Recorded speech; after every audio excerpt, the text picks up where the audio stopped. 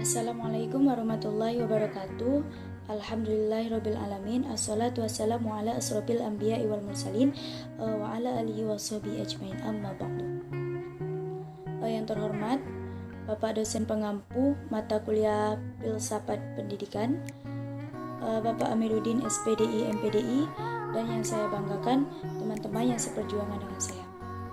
Perkenalkan, nama saya Lailatul Isnaini dengan NIM 2020 1531367. Langsung saja, saya akan mempresentasikan hasil pemahaman saya tentang filsafat idealisme dan filsafat realisme. Pembahasan yang pertama ialah saya akan membahas sejarah lahirnya filsafat idealisme. Sejarah lahirnya idealisme ialah mula-mula dalam filsafat barat kita temui dalam bentuk ajaran yang murni dari Plato. Plato menyatakan bahwa alam cita-cita itu ialah yang merupakan kenyataan sebenarnya. Adapun alam yang nyata yang menempati ruang ini hanya berupa bayangan saja. Dan Aristoteles memberikan sifat kerohaniannya dengan ajarannya yang menggambarkan alam ide sebagai suatu tenaga yang berada dalam benda-benda dan menjalankan pengaruh dari benda itu. Dan dapat dikatakan bahwa paham idealisme sepanjang masa tidak pernah hilang sama sekali. Di masa abad pertengahan, malahan satu-satunya pendapat yang disepakati oleh semua ahli pikir adalah dasar idealisme ini. Sedangkan secara historis, idealisme diinformasikan dengan jelas pada abad keempat sebelum Masehi oleh Plato. Jadi, idealisme adalah salah satu aliran filsafat dalam pendidikan yang berpaham bahwa pengetahuan dan kebenaran tertinggi adalah ide. Selanjutnya, saya akan menjelaskan tokoh-tokoh dalam aliran filsafat idealisme. Yang pertama, Plato. Plato merupakan salah seorang filsafat yang berasal dari Yunani kuno, yang mempunyai pengaruh kuat dalam pengembangan ilmu pengetahuan. Dan juga, Plato dianggap sebagai pelopor dalam filsafat idealisme yang menggunakan nilai pengetahuan dan keadilan. Pengetahuan, ide, gagasan Plato dibedakan menjadi dua. Yang pertama, pengetahuan yang bersifat indrawi, dan yang kedua pengetahuan yang bersifat kejiwaan. Tokoh selanjutnya ialah Elea, merupakan filosofi yang mengatakan bahwa yang ada itu satu, tidak ada selak beluk dan tidak berubah-ubah. Apa yang tampak pada panca indera itu bukanlah yang sebenarnya, melainkan rupanya saja. Yang ada dalam kebenarannya tidak dapat diketahui dengan penglihatan saja, melainkan dengan pikiran yang memperhatikan. Tokoh selanjutnya ialah Hazel. Hazel mengatakan bahwa sejarah dapat dikatakan belum berakhir, dalam artian bahwa masih ada hari depan karena peristiwa-peristiwa masih berlangsung.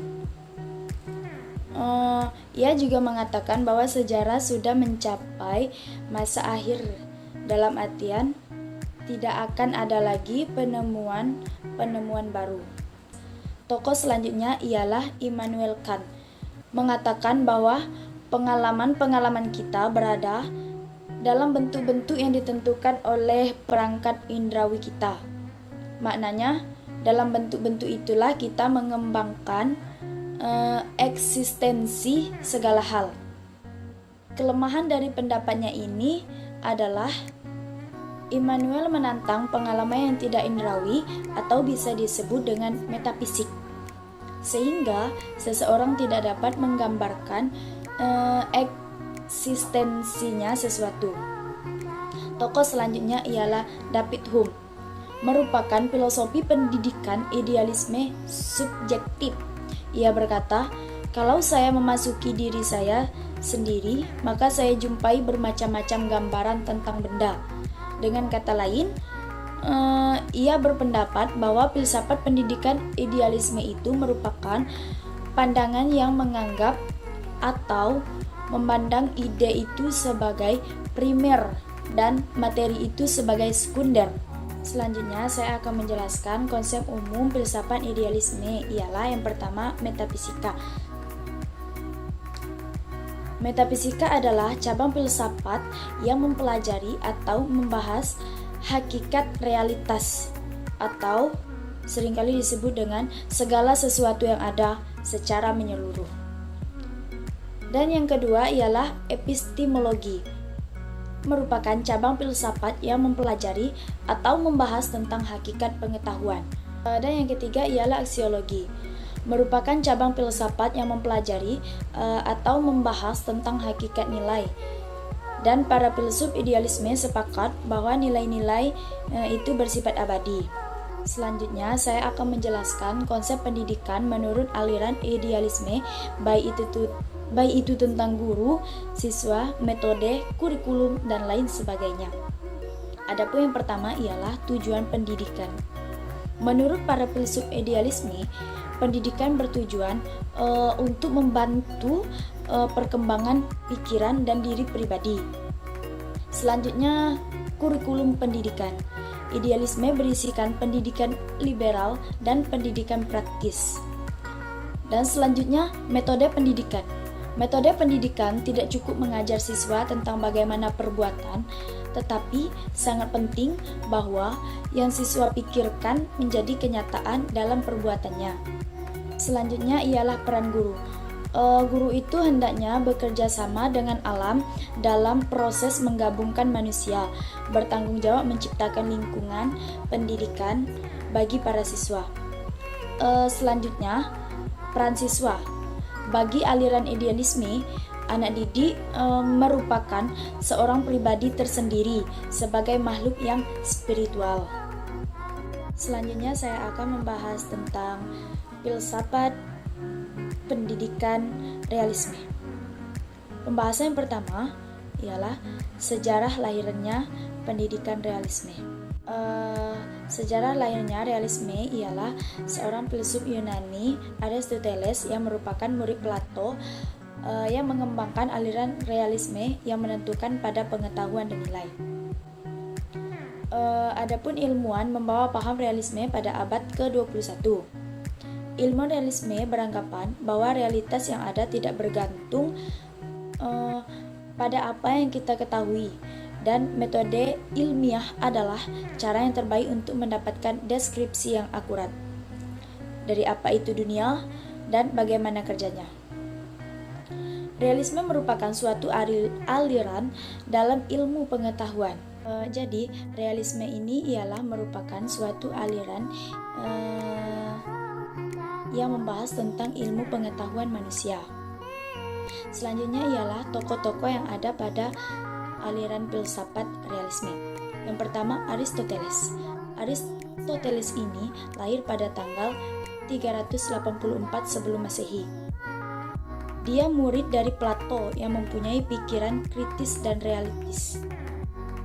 Aristoteles mengatakan bahwa pengetahuan itu bukan dari pengalaman yang hanya berupa bayangan, akan tetapi ia mengakui bahwa segala sesuatu itu tidak terletak pada keadaan bendanya, melainkan dengan pengertian bendanya, yaitu ide. Namun, ide itu tidak terlepas dari kenyataan yang ada. Maksudnya, ialah meski benda itu tidak ada yang memikirkan, tapi benda itu tetap ada dan keberadaannya ditentukan oleh akal pikiran. Tokoh selanjutnya ialah Johann Amos Comenius. Johann adalah pemikir pendidikan yang tergolong pada realisme religius. Ia mengemukakan bahwa setiap manusia itu harus berusaha dalam mencapai tujuan yang diinginkan. Tokoh selanjutnya ialah William Wisigoken. William adalah seorang pengikut Aristoteles dan Thomas Aquinas yang berakar pada metafisika dan epistemologi.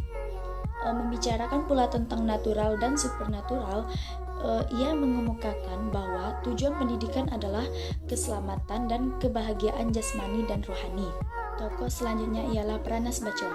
Ia mengemukakan bahwa pengetahuan yang sebenarnya adalah pengetahuan yang diterima dari indrawi.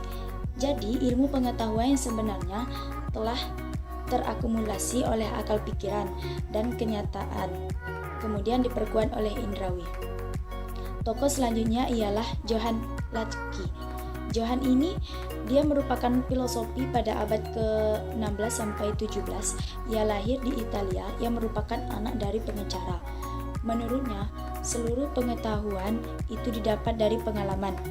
Pengalaman tersebut bisa berasal dari lahir ataupun batin. Tokoh selanjutnya ialah David Hume. Beliau ini merupakan filosof pada abad ke-17. Dia seorang ekonom dan sejarawan. Dia sangat percaya bahwa ilmu manusia, salah satunya, dasar dari yang paling kokoh karena setiap pengetahuan itu didapat dari pengalaman. Dan banyak lagi para ahli filsafat di dalam filsafat realisme pendidikan ini. Selanjutnya saya akan menjelaskan konsep umum filsafat realisme. Yang pertama ialah metafisika realisme. Metafisika realisme ialah kenyataan yang sebenarnya hanyalah kenyataan fisik, material, dan imaterial. Dan yang terakhir, kenyataan yang terbentuk dari berbagai kenyataan. Yang kedua ialah humanologi realisme, yaitu hakikat manusia yang terletak pada apa yang dapat dikerjakan. Selanjutnya ialah epistemologi realisme, yaitu kenyataan yang hadir dengan sendirinya, tidak bergantung pada pengetahuan dan gagasan manusia. Dan yang terakhir ialah aksiologi realisme, yaitu tingkah laku manusia yang diatur oleh hukum-hukum alam yang diperoleh oleh ilmu. Selanjutnya saya akan membahas konsep pendidikan menurut aliran realisme. Menurut Power 1982, implikasi filsafat pendidikan realisme adalah sebagai berikut. Yang pertama, tujuan. Adapun tujuannya ialah penyesuaian hidup dan tanggung jawab sosial. Selanjutnya, kurikulum. Komprehensi mencakup semua pengetahuan yang berguna, berisi pengetahuan umum dan pengetahuan praktis. Selanjutnya, metode. Metode belajar bergantung pada pengalaman, baik langsung ataupun tidak langsung. Metodenya harus logis dan psikologis. Peserta didik adalah menguasai pengetahuan yang handal dan dapat dipercaya. Dan selanjutnya ialah peranan peserta didik adalah menguasai pengetahuan, terampil dalam teknik belajar, dan dengan keras menuntut prestasi peserta didik.